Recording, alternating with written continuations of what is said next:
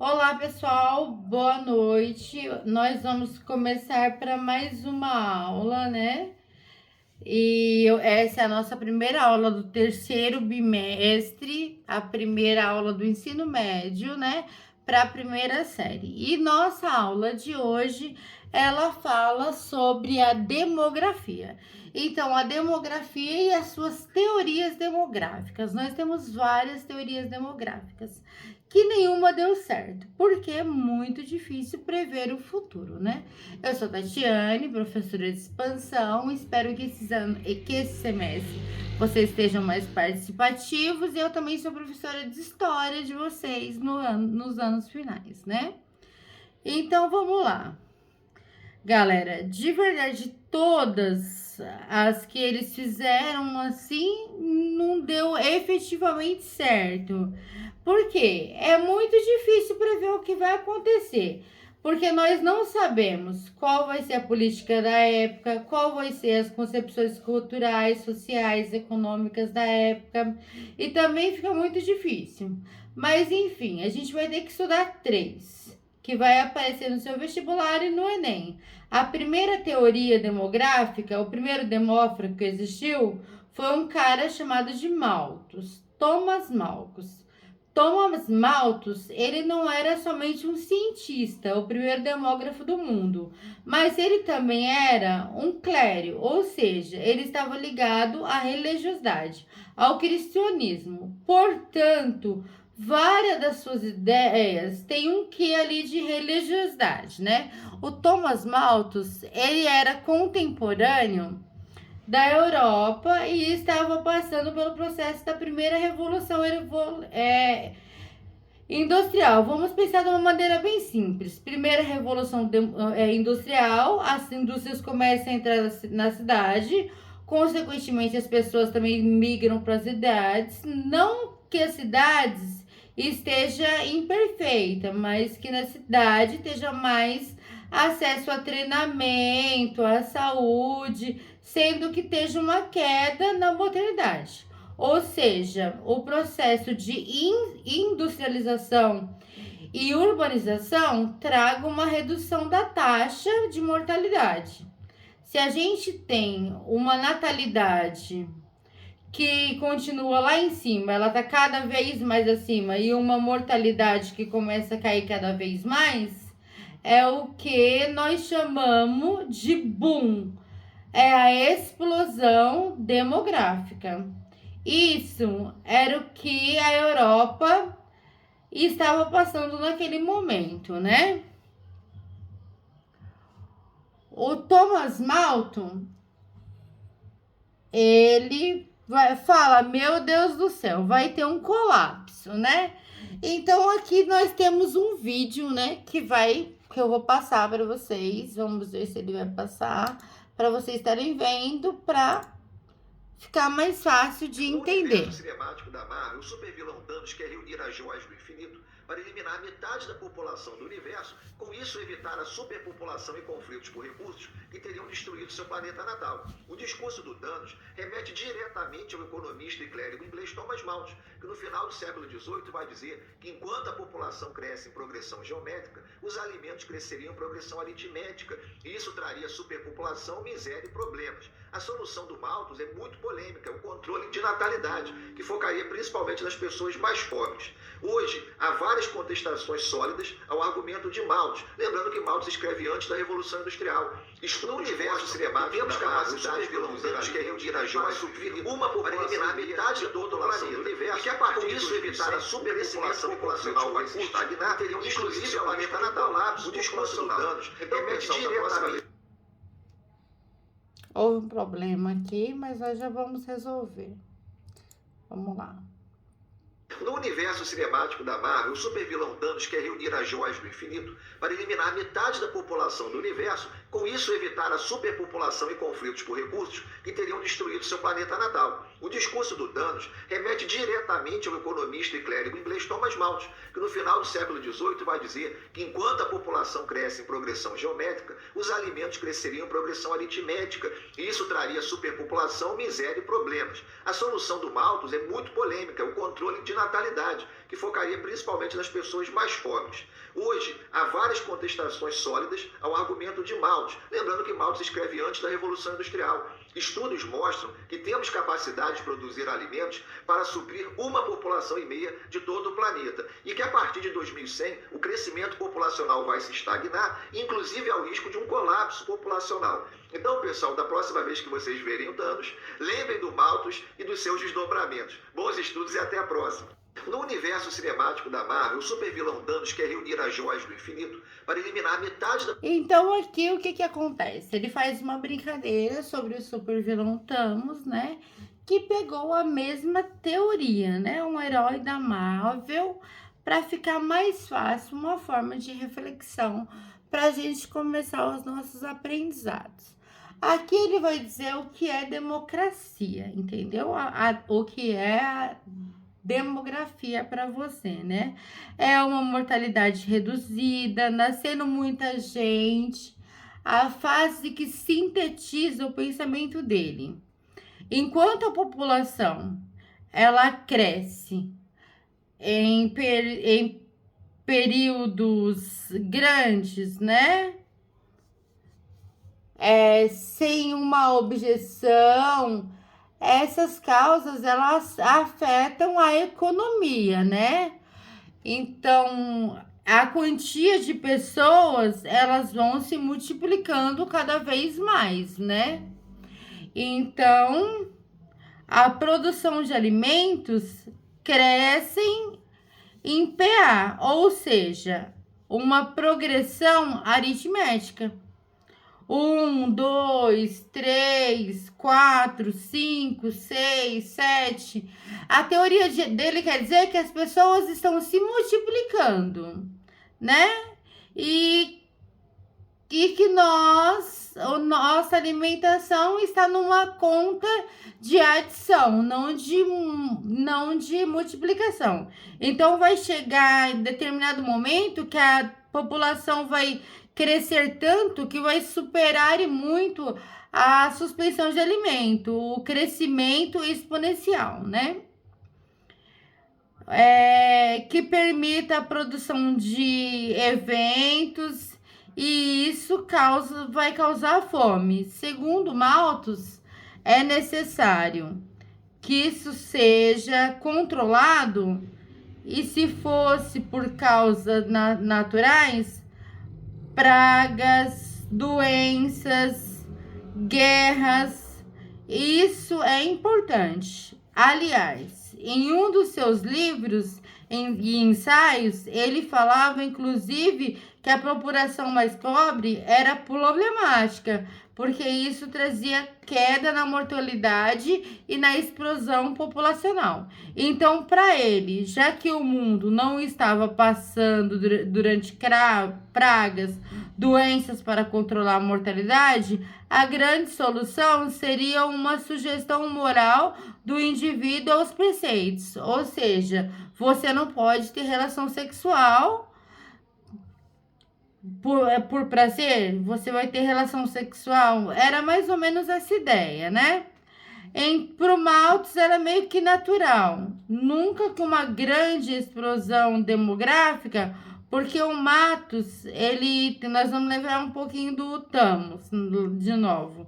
A ideia é bem parecida, né? Como você viu no desenho.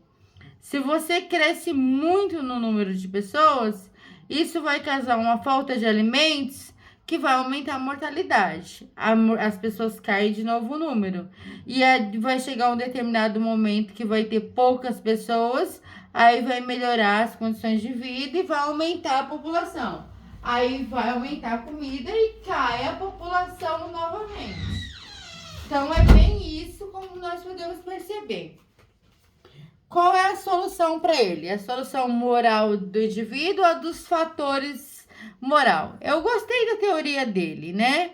Mas eu não penso assim. A teoria dele não se confirma. Por que que essa teoria não se confirma? Eu vou dar dois motivos para vocês principais. Primeiro, ele não tem e não contava com uma redução na taxa de natalidade. É mentira, porque na cidade, inicialmente, houve uma queda da mortalidade muito grande e a natalidade muito alta. Mas isso em primeiro momento.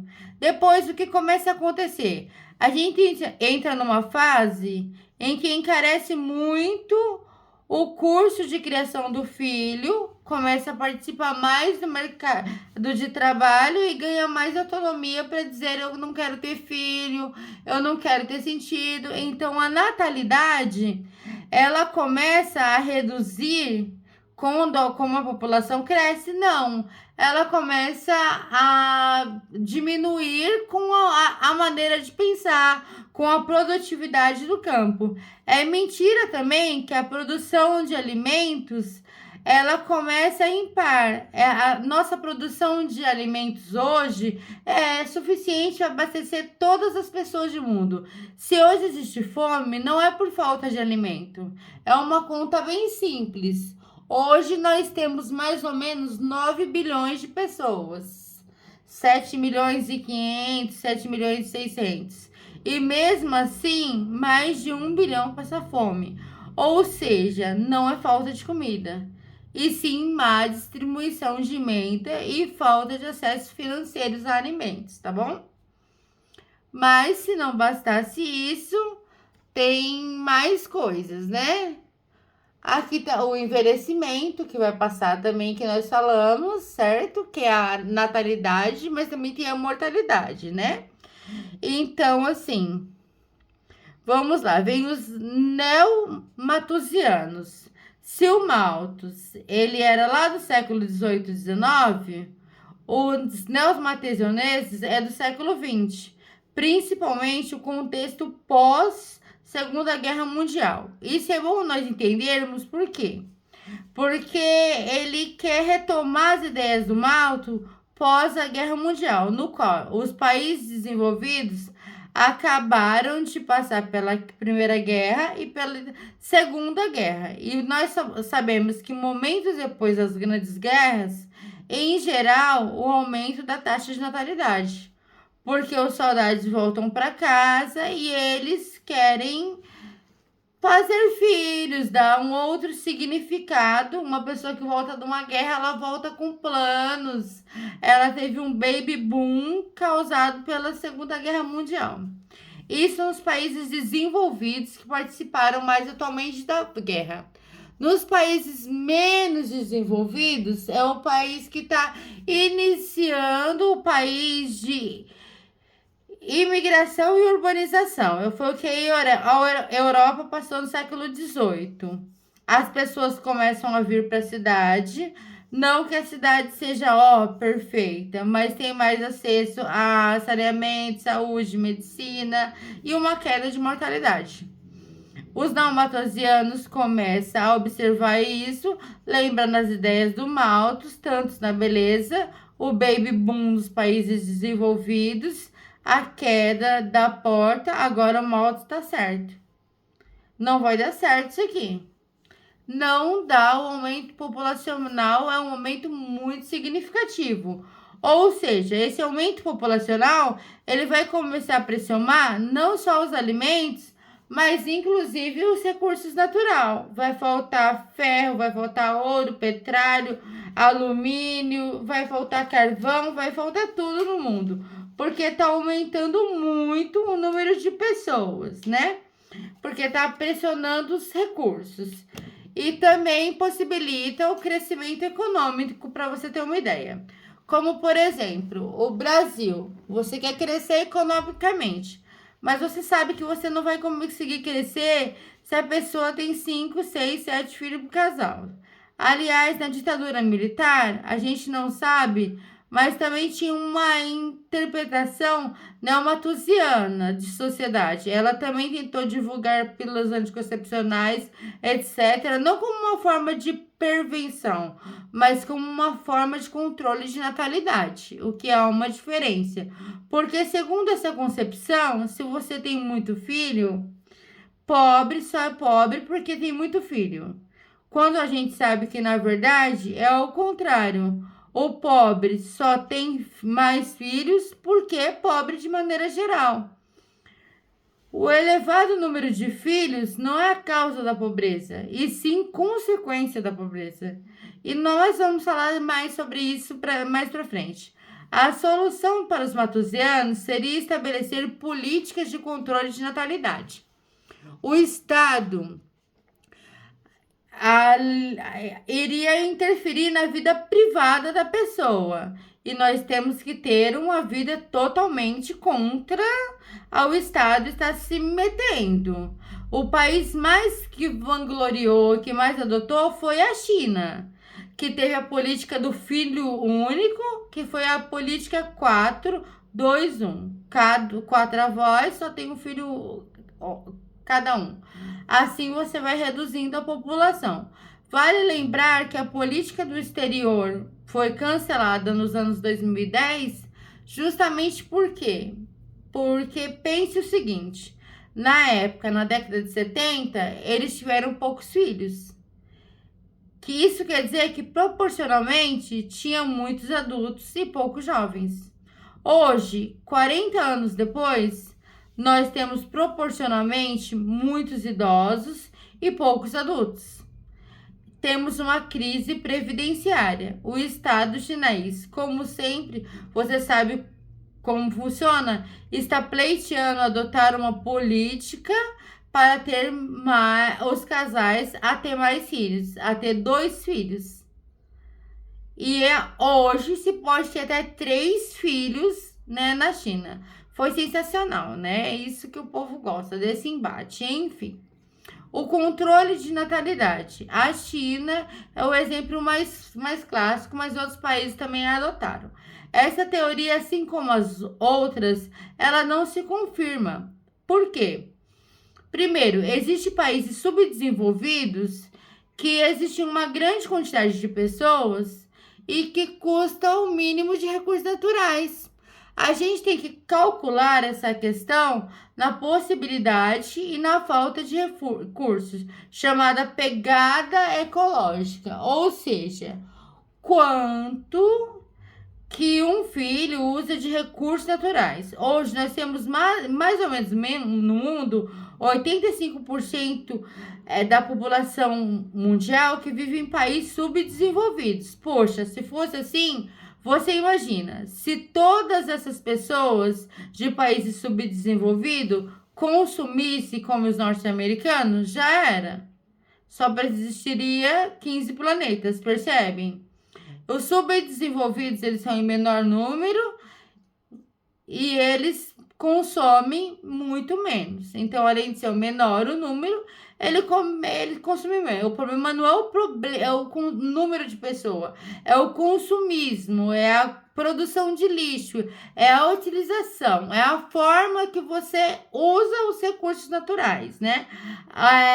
O assédio da população acaba com isso, né? Essa ideia também que o crescimento populacional, ele impossibilita o crescimento econômico, também é uma furada. Por quê? Existem países que o grande crescimento deles seja justamente pelo elevado número de pessoas. Eu até concordo que se você for pegar um estado, por exemplo, com muita gente, ele vai ter mais gastos sociais, educação, transporte, saúde, etc. Mas, em compensação, é mais um mercado compositor, né? É mais disponibilidade de consumismo, é mais capitalismo. Não necessariamente é ruim economicamente. Tudo bem até aqui? Então, com a orientação do professor, discutam em grupos as seguintes questões. Expliquem a relação entre a demografia e as políticas públicas de saúde. E analise a demografia e como pode ajudar a identificar as necessidades e as demandas da população em termos de serviços de saúde. Ao final, apresente as respostas com os demais grupos. Então, aqui, eu posso te dar uma resposta com os grupos, né? E você vai responder junto com seu grupo na sala, ou vai responder agora mesmo aqui no chat. E eu vou dar 5 minutos para que vocês possam estar respondendo isso. Manda seu pai ligar para sua avó. Que eles vão estar ligando isso, tá bom? Aí vocês analisem e me expliquem as relações políticas, né? Que é o que diz, que é o que pede para que você descreva. Então, nós vamos deixar esse tempinho para que você pense, dê uma refletida. A minha câmera não tá boa, a gravação não tá legal. E eu aguardo vocês responderem aqui.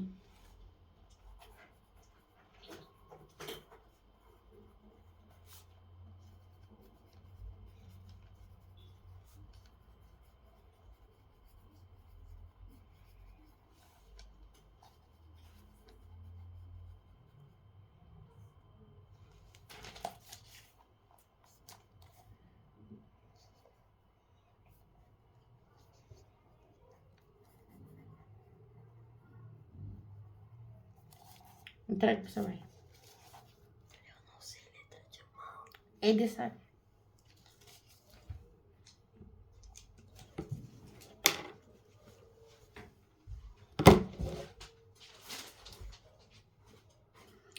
Bom, pessoal, eu vou passar para o próximo tópico, que eu acho que deu tempo de dar uma pensada, né? Aqui o que nós vamos fazer? Para começar, as políticas públicas de saúde são geridas a partir do estudo da população, com a análise demográfica, é possível obter informações essenciais para planejar e implantar serviços, certo? Serviços de saúde adequados à sua população, que pode variar conforme a quantidade de pessoas jovens, adultas e ou idosas, compreendendo assim as suas necessidades de atuar de forma a atendê-las. Além disso, essas políticas irão proporcionar oportunidades para desenvolver medidas que contribuam para o bem-estar de toda a população, ok? Então, essa é a correção. A teoria, né? Nós vamos falar um pouco da teoria, né, que ele tem, que são a forma teórica dele, né? A teoria reformista, né? A teoria reformista, também conhecida pela teoria marxista, porque muitos dos marxistas também eram, né, eles tinham um sensor críticos malthusianos, inclusive ao ecos neomalthusianos, ou seja, aquela galera que acha que o crescimento populacional vai consumir os recursos naturais. Porque, segundo ele aqui, o filho, a política dos neomalthusianos de ter o controle de natalidade não se sustenta porque o filho ele é consequência e não causa da pobreza. Então, quando você estabelece uma política de controle de natalidade, você está falando que se você tiver menos filhos, isso vai ser uma solução para o crescimento do seu país. Mentira, segundo os reformistas.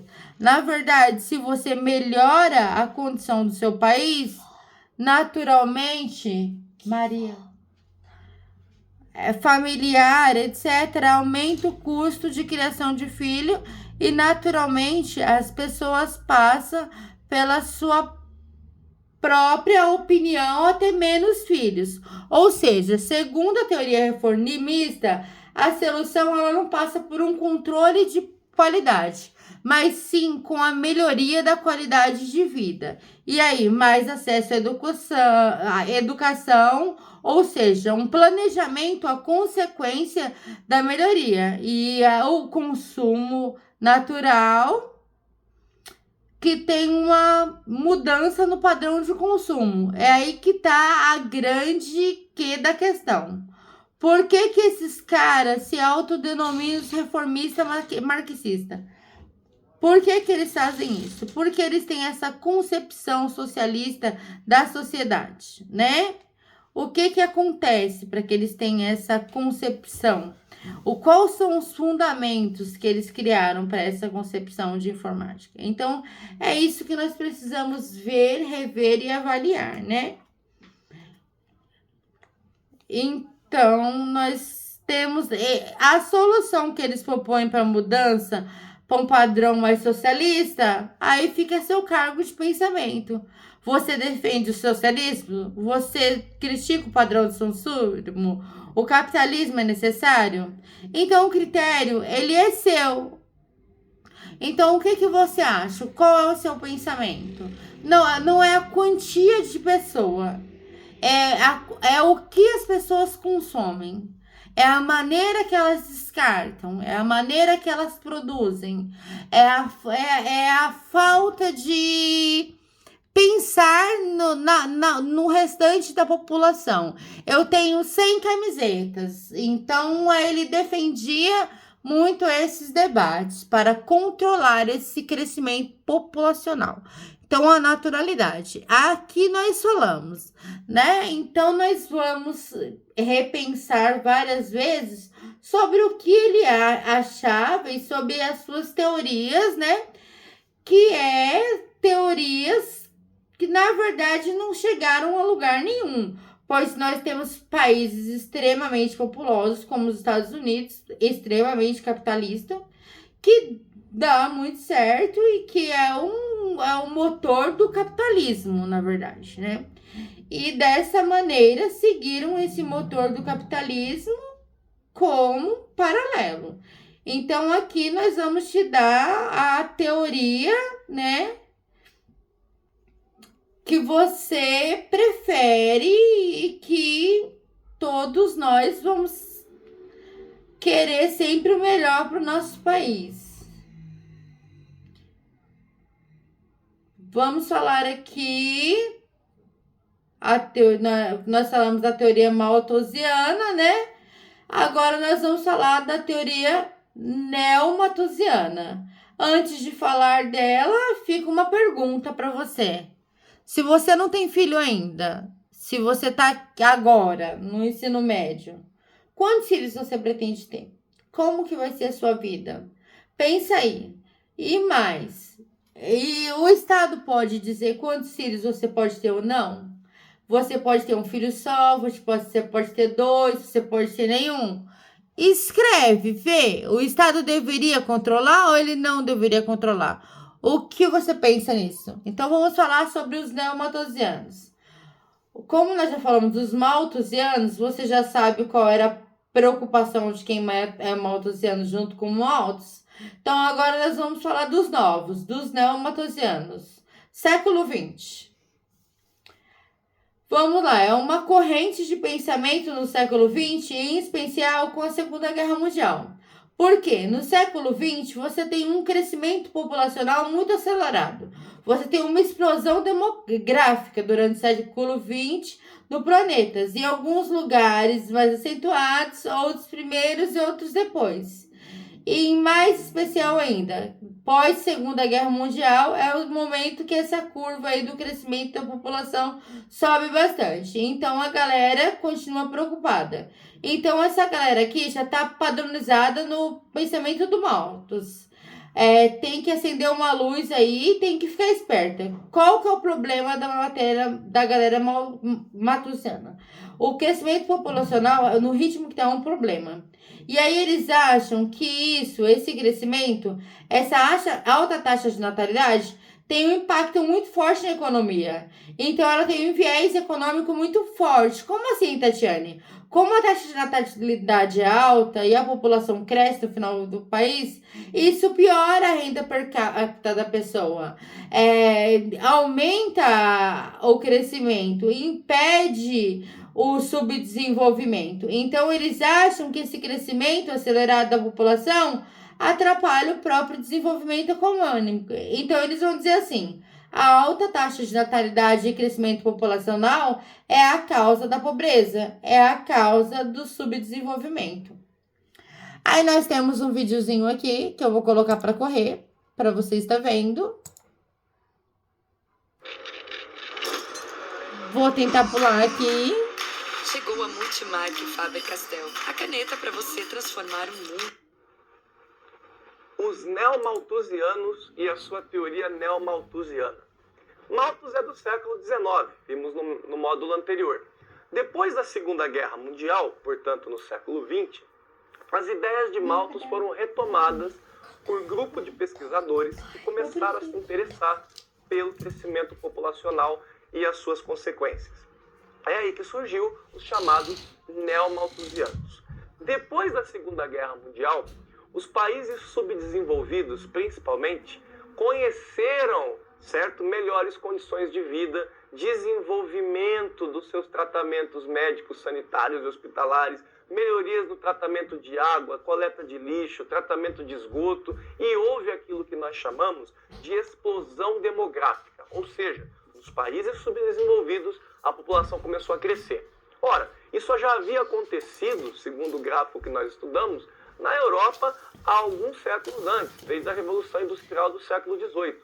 Mas nos países subdesenvolvidos, essa explosão, aquela fase da expansão populacional foi no século XX. E isso fez esses autores neomalthusianos pensarem: ué, o que será que vai acontecer agora com esse crescimento tão acelerado? E eles começaram a defender algumas coisas. Por exemplo, eu coloquei alguns pontos aqui importantes para você entender do pensamento neomalthusiano. Enche a tela para mim. Olha só, primeira coisa que eles defendem, que a pobreza e a miséria é culpa do acelerado crescimento populacional.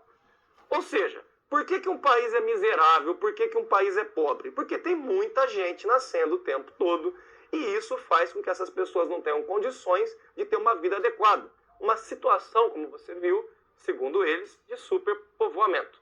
Outra coisa que eles defendem, que a agricultura não é eficiente para produzir alimento para todos. Ou seja, eles continuaram com os mesmos equívocos de Malthus. Não consideraram a tecnologia agrícola para produzir alimentos para todos. Outra coisa, eles diziam que seria necessário, portanto, já que a situação é de pobreza e miséria por conta do crescimento populacional, que os países adotassem um rígido controle de natalidade. No melhor esquema, quanto menos jovens, quanto menos pessoas nascerem num determinado país, mais fácil será para o governo desse país conseguir ajustar a qualidade de vida para todos. Isso porque, olha lá o último item, a população jovem seria um empecilho ao desenvolvimento do país. Volta para mim. Por que seria um empecilho para o desenvolvimento do país? Porque um governo que tem que lidar com uma população com alta taxa de natalidade sempre terá muitos jovens. O que os jovens precisam? De creches, de escola, de postos de saúde, de investimentos voltados para essa faixa etária. E isso, os neomalthusianos diziam, vai tirar recursos e energia de outros setores da economia que poderiam desenvolver o país. Portanto, a solução para os neomalthusianos seria o rígido controle de natalidade. Essa teoria, ela foi bem aceita e foi até empregada em alguns países.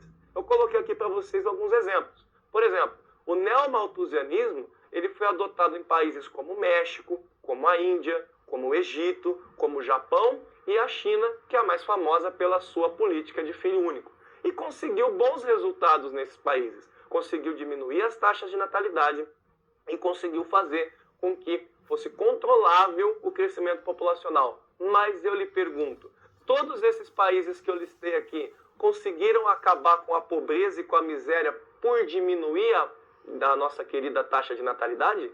Pense, por exemplo, comigo com a Índia.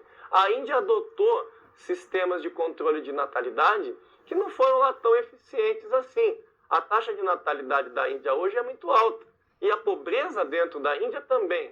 Será que os neomalthusianos fizeram a correspondência correta entre pobreza, miséria e crescimento populacional? Não. Eles não observaram um ponto importante. Quer ver como é que você vai entender isso? Se eu for muito rico, bilionário, tiver trilhões e trilhões, portanto eu sou até trilionário na minha conta, importa o número de filhos que eu tenha, se eu tenha 1, 2, 3, 4 ou 15 filhos, o fato de eu ser trilionário já não suplanta essa questão. Todos eles teriam acesso à qualidade de vida independente do número de filhos que eu tenha, porque eu sou trilionário. Agora pense ao inverso.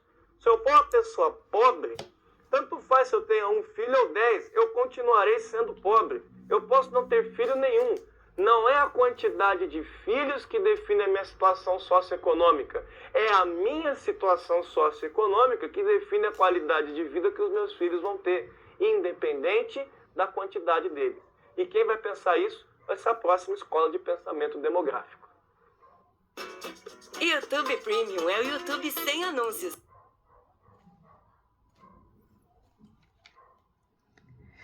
E agora nós vamos passar para uma nova medida, né? Nós vemos o vídeo e aqui tá a teoria reformista. Então, nós vamos falar um pouco sobre a teoria reformística. Uma crítica que vem ali nos anos 60, 70 é uma crítica dos reformistas. Então, vamos falar da crítica reformista. E nós temos uma pergunta, né, que tá aqui. Tem 2 perguntas. Eu aguardo a resposta aqui para vocês. Os pobres, eles são pobres porque eles têm muitos filhos? Ou eles têm muitos filhos porque eles têm ou porque eles são pobres? Então, você pode ouvir ou ler que isso é uma teoria marxista. Porque ela fala de teoria social, então ela pode ser considerada como autores marxistas. A ideia é a seguinte. Pega o contexto, século XX, pós-Segunda Guerra Mundial. Você tem um aumento, um crescimento, um ritmo do crescimento da população e esse embate está rolando, esse debate está rolando. Se tem que controlar, se não tem, qual é a função do Estado, o Estado tem que dar pílula, o Estado vai proibir de dar filhos, está rolando um debate. Para uns reformistas, o problema é o seguinte... O problema são os neomalthusianos, porque para eles, os neomalthusianos estão lendo errado o que está acontecendo. Eles têm uma visão deturbada do que está acontecendo. Lembra que os mal-naturianos falaram que a alta taxa de natalidade era a causa da pobreza e do subdesenvolvimento? Os reformistas vão dizer ao contrário. Eles vão dizer que não, que o crescimento da população não é um problema. Eles não estão negando essa realidade. Essa alta faixa de natalidade, esse crescimento da população, não é a causa da pobreza. Isso é uma consequência da pobreza. Então, notem que eles estão invertendo o raciocínio da teoria neomalthusiana. Então, eles acham assim, vamos observar dentro desse problema que a gente está olhando agora. Outros países mais estruturados, mais ricos, com melhores indicadores, tende a ter um controle populacional quase como natural. A galera faz um planejamento familiar e o conhecimento reduz. Quando a família tem uma perspectiva, acesso à informação, isso faz com que a família tenha um planejamento, reduz o número de filhos. Então, a solução para essa galera, para os reformistas, é o enfrentamento justamente nas questões sociais, nas questões econômicas, nas questões da desigualdade. Ou seja, se você dá para uma pessoa saúde, renda e educação, seja o planejamento familiar vira opção. Se você pensa na saúde, na renda e na educação de uma família ou de um país, se você busca melhorar esses indicadores, os planejamentos familiares, ele vem na sequência. E quando as pessoas vão planejar ter filhos, o número reduz. Você conhece isso na sua realidade, você sabe que é assim. Então, essa teoria, ela acha que se você melhora os indicadores sociais, você diminui a desigualdade de forma e atividades sociais. Isso já vai fazer o ritmo de crescimento da população diminuir. E aqui no Brasil nós temos um exemplo específico, né? Alguns programas sociais que agiram nesse sentido. Se você olhar os números e as pesquisas com o Bolsa Família, no censo for comum, o povo vai ter filho para receber Bolsa Família? Nada, os beneficiários do Bolsa Família, conforme foram melhorando o seu padrão de filho, passaram a ter cada vez menos filhos. Os estudos já provam isso. Então, essa teoria aqui, nós vamos terminar ela com uma crítica. Tem alguma crítica à teoria reformista? Eles estão achando que o crescimento populacional é um problema. Temos que pensar nisso sim. Mas a alta taxa de natalidade, principalmente em países pobres e família miserável, ela não é a causa da pobreza e do subdesenvolvimento. Então, nós precisamos atacar a raiz. Então, como nós gostamos de dizer, tá bom, o que você acha? Tem alguma crítica? Não tem? Então, responde as perguntas e me mandam aqui. Aí tá aqui, ó, o filme do Thanos, para ficar engraçado, né? Que vai ter... Vai ficar a critério de vocês, né? Na medida que os pobres melhoram, tem mais acesso à educação, saúde e renda, o planejamento familiar vira uma opção e o controle acaba acontecendo naturalmente. Gostou? Muito obrigado pela sua parceria, por estar com a gente. Uma boa tarde e até a próxima, se Deus quiser.